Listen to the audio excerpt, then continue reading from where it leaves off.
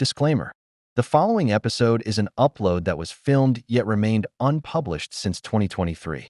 Viewpoints may differ from current opinions on any topics included throughout the continuation of the series.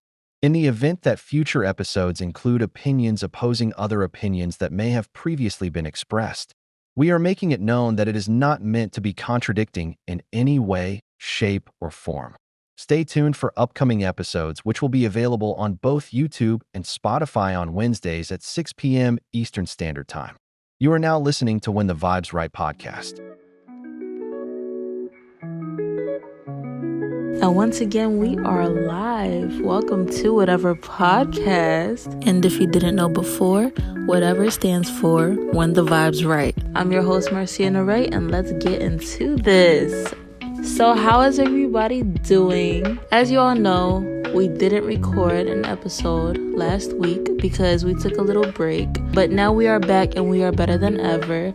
A lot of things were going on last week, so it just wasn't enough time to prepare and make sure that everything would come out in the respected time. But enough of that. Anyways, now it's time for you to get comfortable. So if you're trying to get some food, go ahead and do that right now. And if you're trying to get yourself a little drink or, some other stuff, then you go ahead and do that. And we will be waiting for you right here, okay?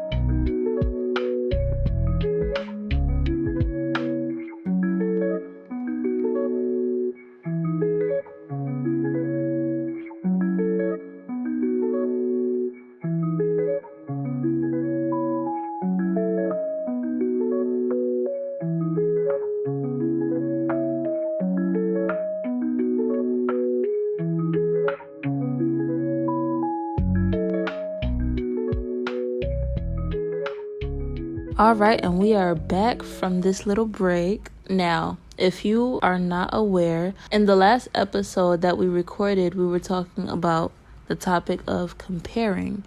And I was basically explaining that I hated comparisons and that I felt like comparing is very damaging, especially when it comes to comparing what one person is doing quicker or more efficiently than another person. My family, we were always compared. So if we had a friend that was with us, we always got compared to them if we weren't doing what we were supposed to do or what our parents felt like we were supposed to be doing correctly. So, for example, if I were to be doing work in school or whatever, if I got like B's or something on my report card and my friend had A's, it would be like oh, well, this friend got A's, so why don't you have A's, So it was always that type of comparison situation where it got me to just hate the idea of every single thing I'm doing getting compared to another person because we are not the same person.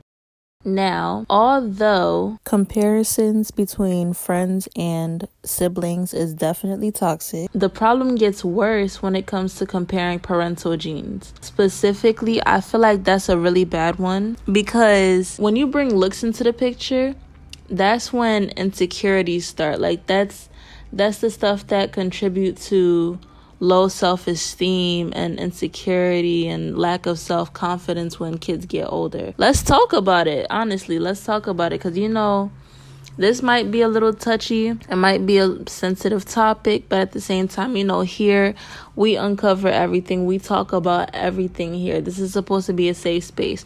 I'm not saying that everything that I say is correct, and I'm not saying that you have to agree with everything I say. However, I will use my platform to say what I need to say, and you guys can either agree or disagree.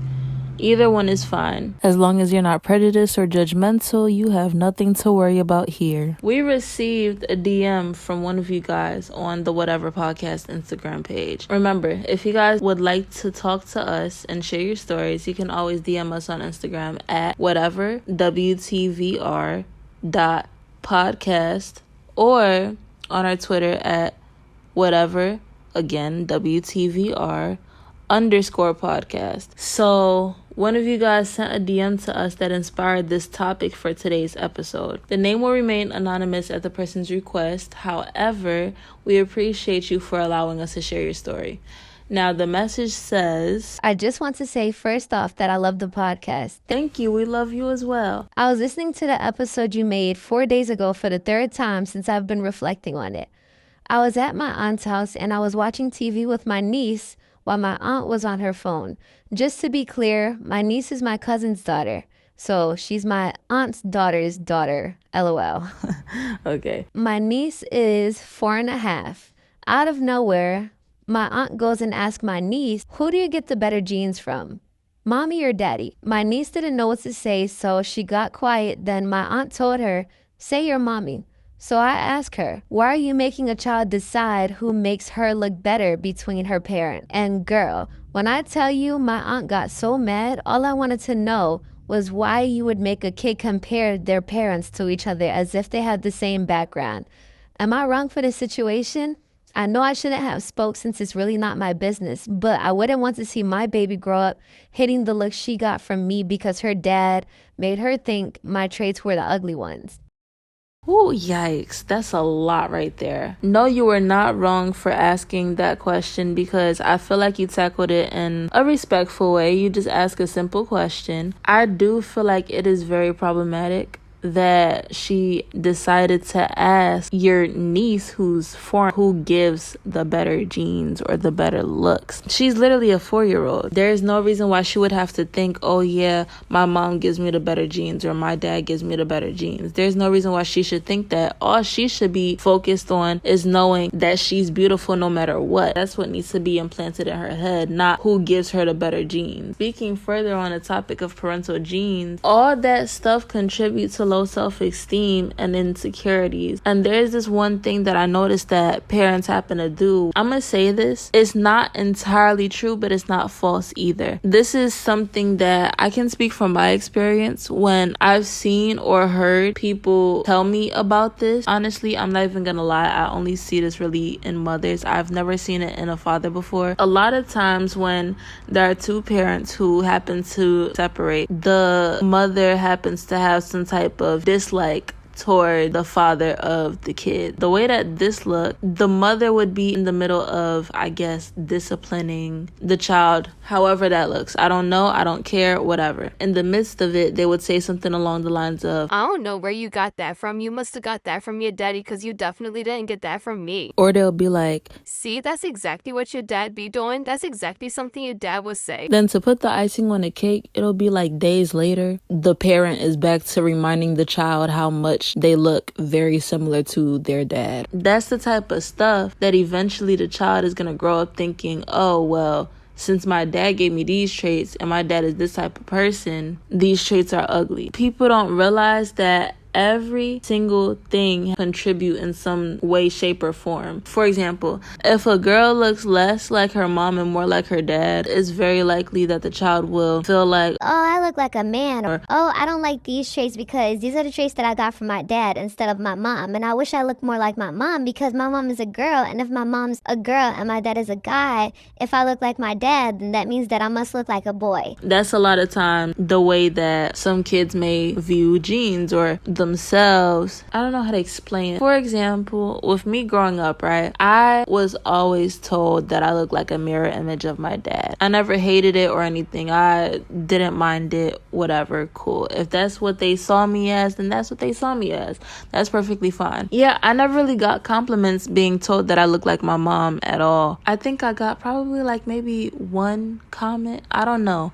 I'm not sure, and I genuinely do not remember, but it's fine. I've never seen similar traits between me and my mother. I know that I may have her mouth and may have her nose, but I'm not very sure because I never really paid attention to it or looked at it. But I personally just don't feel like I look like her. I don't know. But this is also coming from somebody who usually can't tell when people are related. Like, sometimes people have similarities, but a lot of times I will not know that people are related until people spell it out. Like, I can't tell a child to their parent unless they look like clones. However, like I said before, I was always told that I look exactly like my dad. Now, from skin complexion to his big eyes, those are the two main things that I have that stick out. I'm not gonna lie, those are the genes that people always point out about me. For example, the fact that my nickname is Chocolate. Okay, that is one nickname that has always stuck with me no matter what. That's the thing. I have dark skin and I love it completely. I love it so much. I'm not even gonna get into that because I don't want to sound vain. We're not gonna be vain here, but I'm gonna just say that's one of my favorite qualities. I love my skin complexion. Before being called Chocolate, there were a few times, I won't lie, that people would try to, call me darky or try to say I look burnt, but I never took it personal. You know why? Growing up, nobody was ever telling me that those traits were ugly. People always told me I had beautiful skin, I had a beautiful complexion, my eyes are so pretty, and this and that. Funny story, we're gonna get a little bit off topic, okay? Funny story. Everybody knows I wear contacts. If you guys haven't seen me, then you'll probably see me eventually one day. I wear gray contacts. The thing is, people always told me that my eyes were pretty, even when they were brown. The only thing is that I would always wear glasses. I didn't feel like I had ugly eyes or anything, and I didn't feel like I had the best eyes. I just wasn't really confident due to the simple fact that I was always wearing glasses. It was nothing different. Like, I was always just wearing glasses. When I first stopped wearing glasses, this was recently. This was like, I think 2020 or probably 2021, I'm not sure. There was a point in time where I started wearing contacts. The very first contacts that I started wearing were actually clear. The reason I don't wear clear contacts is due to the fact that I had multiple scares, because since they're clear, you literally just cannot see them. I would always struggle trying to get them in. I had an incident where one contact got stuck in my eye. It's a very annoying story. It got folded into 4. So now, in that position, you're just sitting there with a piece of thin plastic inside of your eye that's folded up, and you just have no way to get it out because you can't see it to get it out. It was so bad that my sister literally had to dig inside of my eye to get it out for me. And it was folded into 4. That's the real reason why I started wearing color contacts. And when I did, it was a wrap. I do miss my regular brown eyes. Those are traits that I got from my dad. My dad, he had big eyes, and I know that because I do remember how he looked slightly. Traits that I got from my mom, like for example, my lips. I have an equal love for the genes that I got from both parents. And then I just have random genes that are my genes. I don't feel like every single thing I got was just from my 2 parents. I know that sounds dumb, but it actually doesn't sound dumb, because after looking it up, it says that you inherit a combination of those genes as well. So technically you're getting both their genes, but they're mixing to become your own genes. So in a way, I was right. Thankfully, I was blessed with people around me who were telling me every day that I was beautiful and telling me that my traits were beautiful, my genetics were beautiful. However, not everybody is like that. Not everybody grows up hearing that, and that's the type of stuff that damages a child's self-esteem if they don't hear that it's beautiful. When you start growing up and you have these insecurities in your head, that's when people start doing small things like getting cosmetic surgeries. They want to change things about them because they weren't told that those genes were pretty, or they feel like it makes them look too much like one parent than the other. So remember, them possibly associating that parent with bad, of course, if they see those traits that they got from that one particular parent, they may end up seeing it as bad. Even though in reality they're not bad, but it's just simply what makes you human. You're not going to willingly want to just associate with something that you deem as bad, especially if these are traits that you see on yourself every single day. or traits that you know from behavior that they may have had, maybe just behavior that you heard of them having. I'm not saying anything against cosmetic surgery at all, but there's a difference between wanting to change something you hate to make it quote unquote perfect and loving yourself but wanting to improve qualities so that you can love them even more. Some people, they're not comfortable with their traits because they've never been told that those traits were beautiful, so they go around always thinking that these traits are ugly, or not even just because they think that it's ugly. It could simply be the fact that they maybe didn't have a close relationship with that parent that they got these traits from, and maybe they want to change it because they possibly get reminded or had a traumatic experience where they were reminded by the opposite parent who would constantly remind them that they looked like their other parent. Do you guys see the connection? Or maybe I'm tripping because y'all a little quiet. But in reality, everybody is literally perfect in their own way. We have to make sure that kids know that it's not necessary to, change yourself. You don't want people starting off as kids, growing up and realizing that they hate these certain traits about them and wanting to get them fixed because they hate them. Now, if you embrace your flaws and you decide,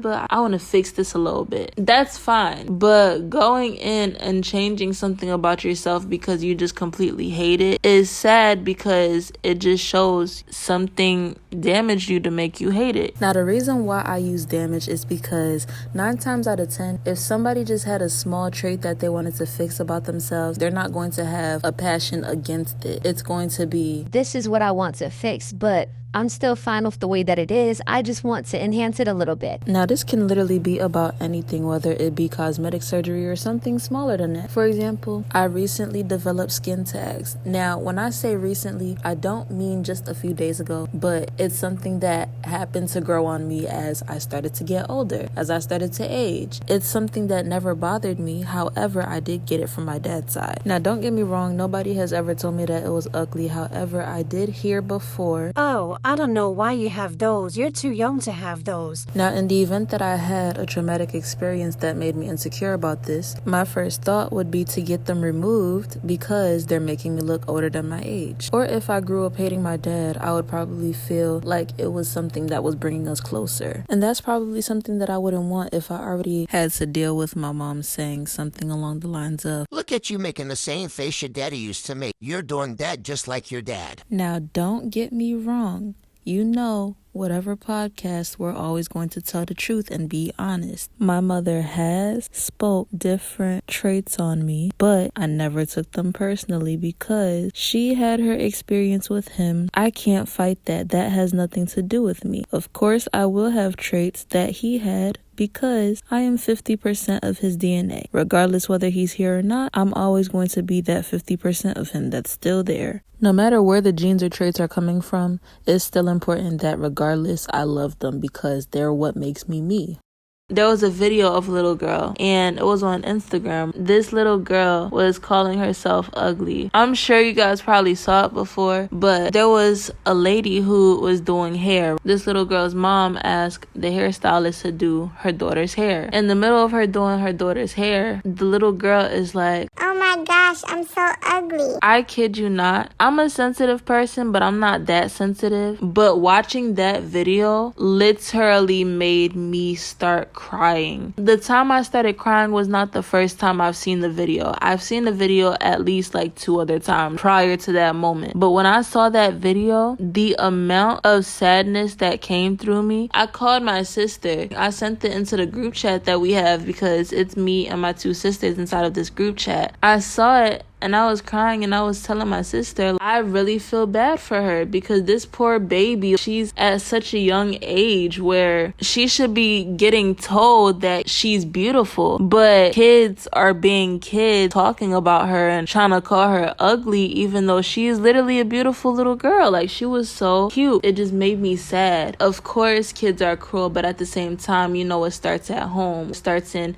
the environment, because I can't always blame it on home. It's not always home. home. You could have the best environment for your child to be in at home, but the neighborhood isn't that good, or it could always be something. When you have older people, parents, mothers, fathers, nitpicking at certain genes that came from the other parent, that determines how the child perceives those genes. And not only does it happen physically, but it also happens mentally as well. If a mom is telling a child to do dishes or something, and the child says, okay, I'm gonna do it, but the child procrastinates. Let's say the mom and dad stopped talking to each other because the dad was a procrastinator. The mom will go and start telling the kid, look at you procrastinating and being lazy just like your daddy. You falling right into his footsteps. Now this child is associating this bad trait with this parent. And now this child is subconsciously growing the mindset of, mom called me lazy like dad. I don't want to be lazy like dad.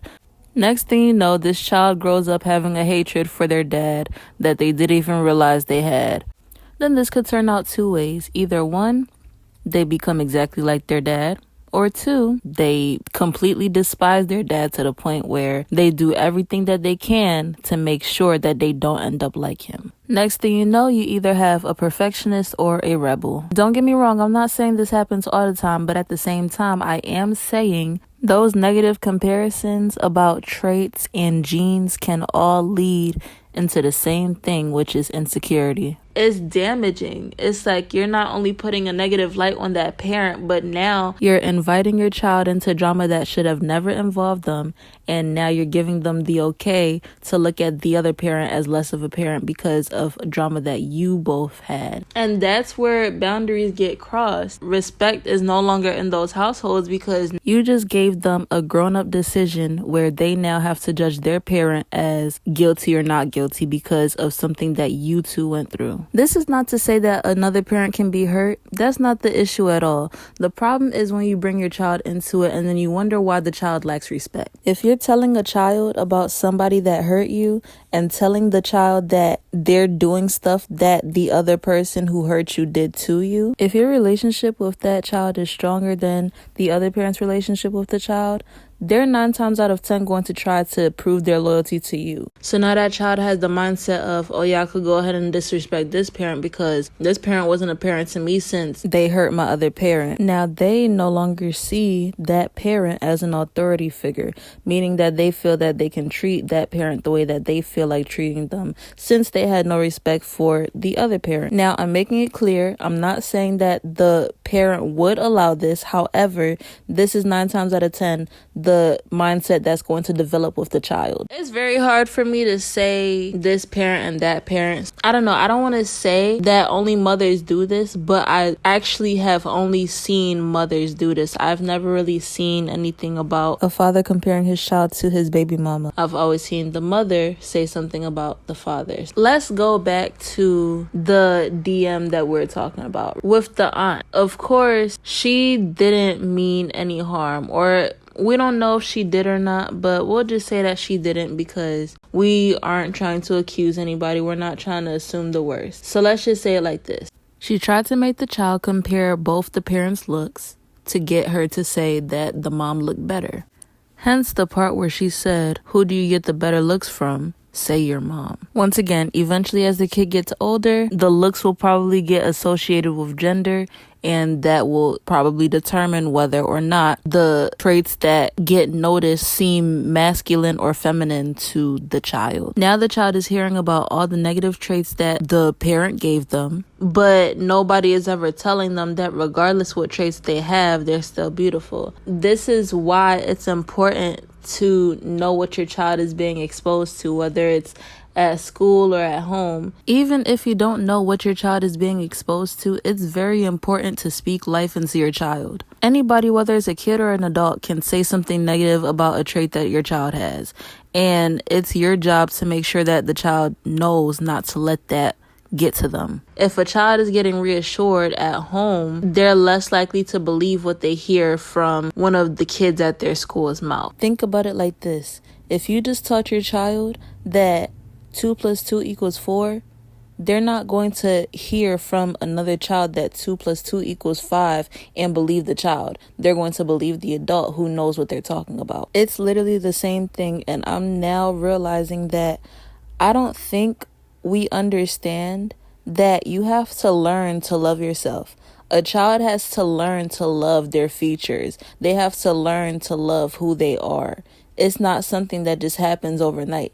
Sometimes it may happen overnight, but maybe not for a child. You have to instill that in the child before the child can finally believe it. If you're constantly reassuring your child every single day, I guarantee you, if a child goes in and tries to call your child ugly, they are not going to believe it because now you just instilled it in them. So now they feel that it's a fact. It's a fact now because you just told them that they're beautiful. They believe it now because you're the one that they're looking up to. Now, going back to the topic of the video, if I was that little girl's mother, I would have immediately made that hairstylist my daughter's godmother. I know I didn't go into detail about the video and I am so sorry about that. So long story short, after the little girl called herself ugly, that lady poured life into her. She told her, like, no, you are beautiful. You're about to make me cry right now because you don't realize how beautiful you are. You are a very beautiful girl. Your features are amazing. Everything about you is beautiful. She made sure that girl knew she was beautiful by the time she left out of that chair. Now that right there, it was probably just supposed to be a little hair getting done. But that moment was impactful. I don't care who watched it.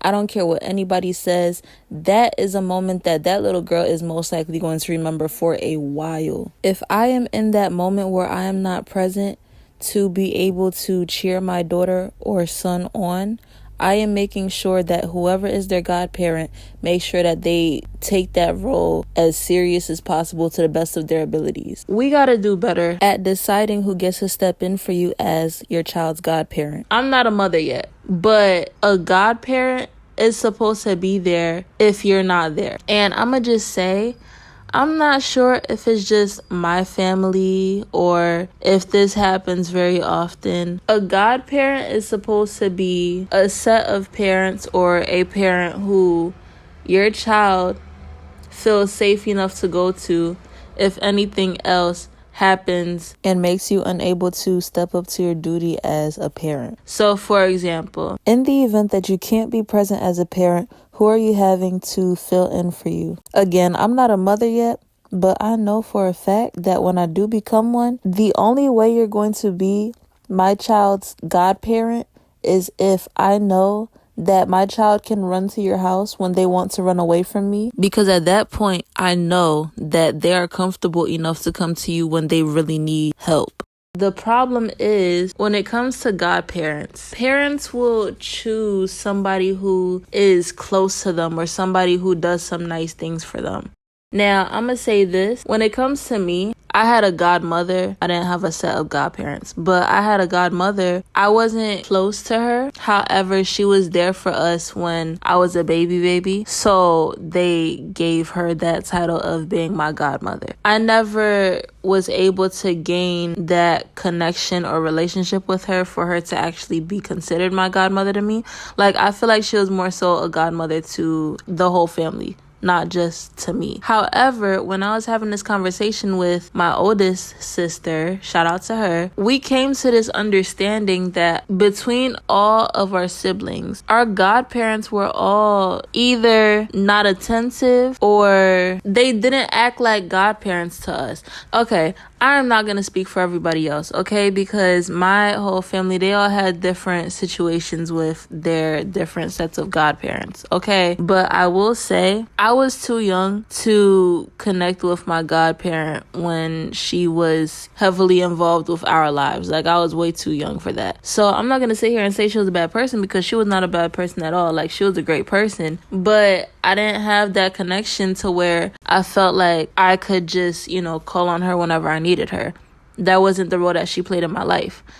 I'm not saying that she was a bad person. I'm just simply saying that we didn't connect on that type of level. Now, if I were to have a godparent for my child, if my child and I had a disagreement, I would want to be able to know that my child felt comfortable enough to go to their godparent's house if they couldn't take it at my place. Because I know that if I'm not doing something right at home, or If they just need time to themselves, at least they're going to another trusted, safe place. Somebody who would understand my child and treat my child like their own. You know, regardless what terms me and that person are on. How did you guys feel about your godparents, if you guys had any? And how do you feel about speaking negatively on a child's parent in front of the child? And also, is it wrong to make a child determine what parent gave them better looking traits? I would love to hear from you guys, so comment under the episode and tell us how you feel about it, what your input is, and if you have anything you want to share, you can go ahead and go to the Instagram.